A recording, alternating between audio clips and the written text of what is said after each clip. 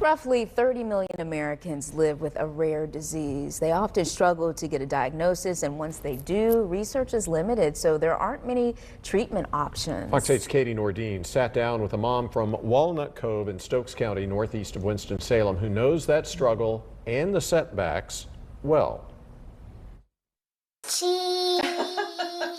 To know Bentley Shelton is to love him. He brings light to everybody that meets him. He always smiles. But at 8 years old, Bentley faces more challenges than most kids his age. It wasn't always that way. He was born, like a normal kid. He started walking about age 1.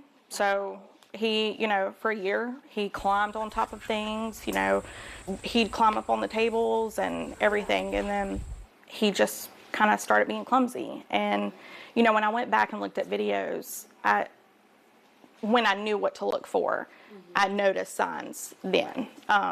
His knees would hyperextend, his ankles were not, 90 degrees, and it was causing him to just not be able to walk properly.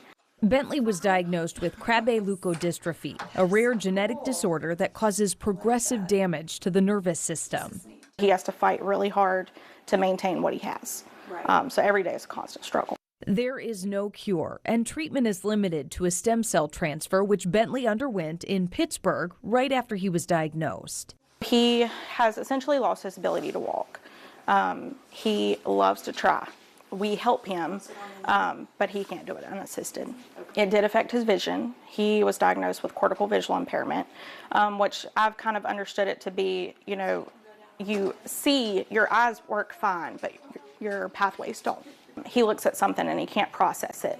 So he sees color, he sees things, he can kind of look at landmarks, but everything's just kind of jumbled. Late last month, another blow. A promising clinical trial involving gene therapy that Bentley was waitlisted for suddenly canceled. So Brittany turned to Facebook. Her post has been shared hundreds of times, and she's heard from people who work for pharmaceutical companies offering advice.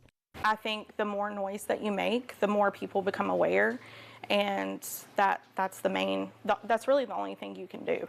I made that post and I was like, just hopefully praying that someone would see it, that, maybe it would travel across the world, that maybe, the right person would see it, that a pharmaceutical company would see it, that, somebody would see it and take interest and, see that these are real kids out there that have it and hopefully pick it back up and restart. A relentless race against time that Brittany is determined to help Bentley win. Science tells us you don't live a full life. But, God tells us another thing. So we're just kind of hoping and praying that other treatments become available. It's a rare disease, but, it's 1 in 100,000. But when you compare that to the whole population, that's a lot of kids. Yeah. That's brothers, sisters, sons, daughters. Katie Nordine, Fox 8 News. The Krabbe disease clinical program by Forge Biologics was scheduled to run until November of 2026. Katie reached out to Forge Biologics to find out what led to this decision to cancel and has not heard back. By the way, Krabbe disease is not on the newborn screen in North Carolina. It is, however, included in the newborn screenings in several other states, including South Carolina and Tennessee.